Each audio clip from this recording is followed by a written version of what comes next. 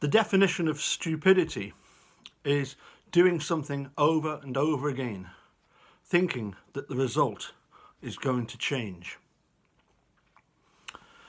About a year ago now, in the Facebook support group, I made a post and it simply asked the question, should Americans be allowed guns? Even within our own Facebook support group, this annoyed the pro-gun supporters to such an extent that, as I say, they got very annoyed and very abusive, and in the end the post was taken down. I even got a comment that if you live in Texas and you love your family, then you have to have a gun.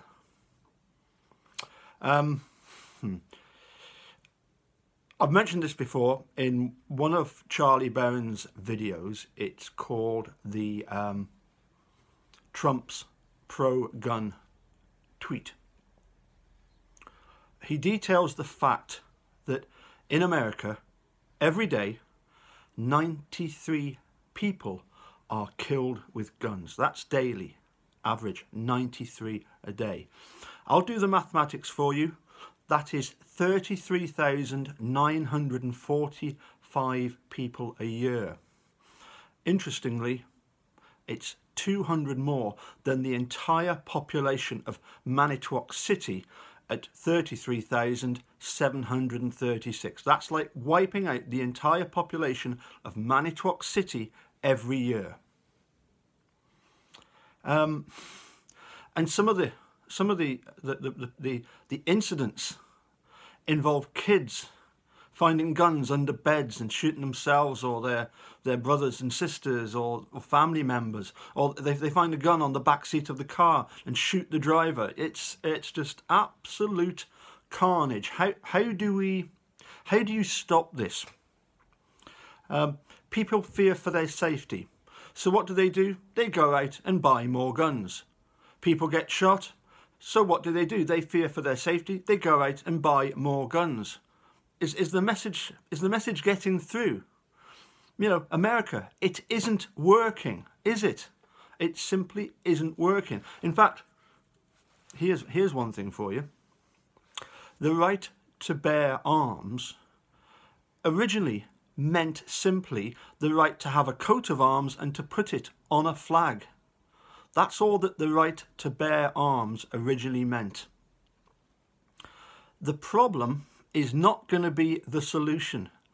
It cannot work. It's just going to escalate. It's just going to get worse and worse. Now, talking about somebody who thought it was okay to have a gun, there was a certain resident of Manitowoc called Stephen Avery, and he thought it was okay to point a gun at his cousin. And quite rightly, he got sentenced to 6 years for that. Incredibly, he then thought it was okay to have a rifle. And on March the 18th, 2007, he was found guilty of the illegal possession of a firearm. And he quite rightly got another 5 years for it. What an idiot. Now, at the risk of upsetting some people, what the hell were his friends and family doing, allowing him to keep a gun over his bed with his name on it? And would he have been wrongfully convicted of first-degree murder if that gun hadn't been there? Now, yeah, once he's released, I think I'm right in saying that he will never ever be allowed into a great many countries, including, for example, the UK and Australia, because of the 2 firearms offences. Now, here in the UK, yeah, unfortunately, we do have some high-profile murders. Interestingly as well, there's, I saw recently some documentaries explaining about the body language and the behaviour of people who have murdered, and it's quite common for them to insert themselves into to try and insert themselves into the investigation in very much the way that Ryan did.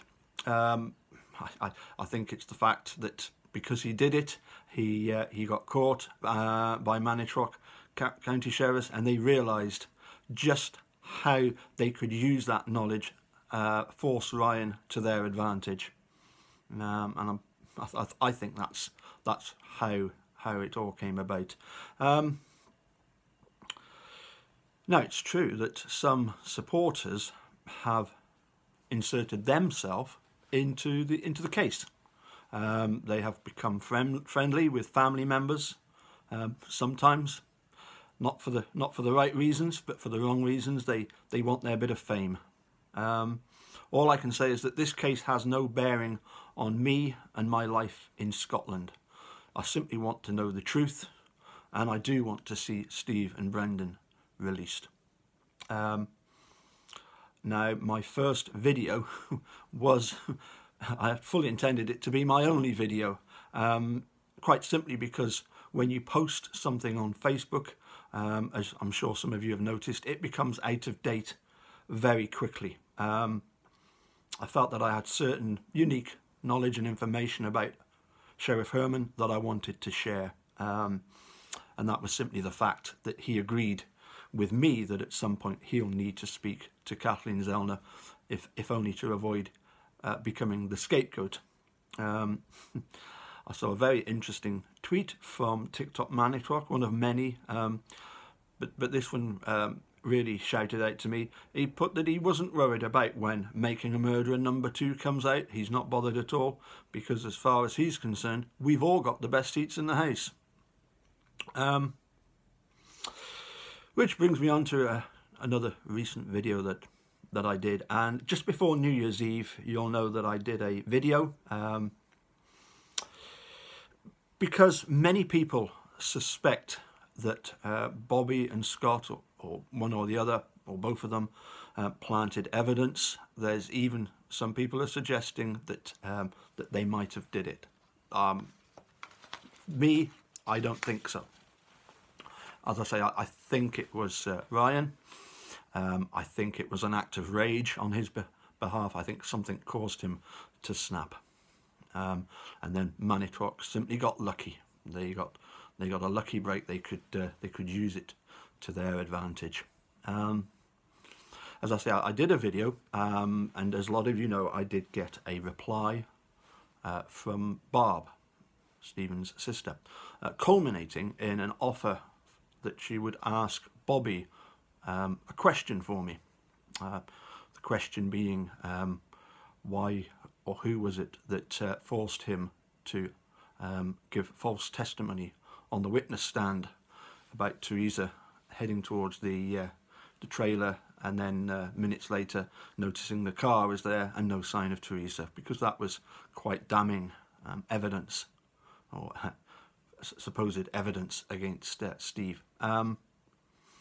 And so I suppose the main reason I'm doing this is because we still wait on a reply. And I must admit, I forgot to ask Eric Ose his opinion, so I'm going to open this out to everyone and ask you these two very, very simple questions. Number one, did anybody think that Barb would actually ask Bobby the question and get back to me? Did anybody actually think that she would? And number two, if she had, should the reply be sent to a virtual stranger in Scotland, or should it be sent to Kathleen Zellner? Now, Barb, I'm not trying to have a go at you at all. I think I've made that perfectly clear. But we as genuine supporters, we simply want the truth. And the places that the truth is taking us require certain questions to be asked. I hope and pray that you will ask Bobby, and that there will be an answer that you can forward to Kathleen Zellner, and hopefully get things resolved. Okay, as I say, this isn't a have a go at you, Barb. You know that perfectly well. I've sent plenty of messages to you, and you know that you've got the overwhelming support of thousands and thousands of people throughout the world. So I just want to make that abundantly clear, okay?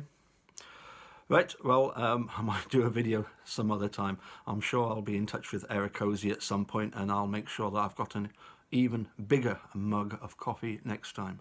Bye for now.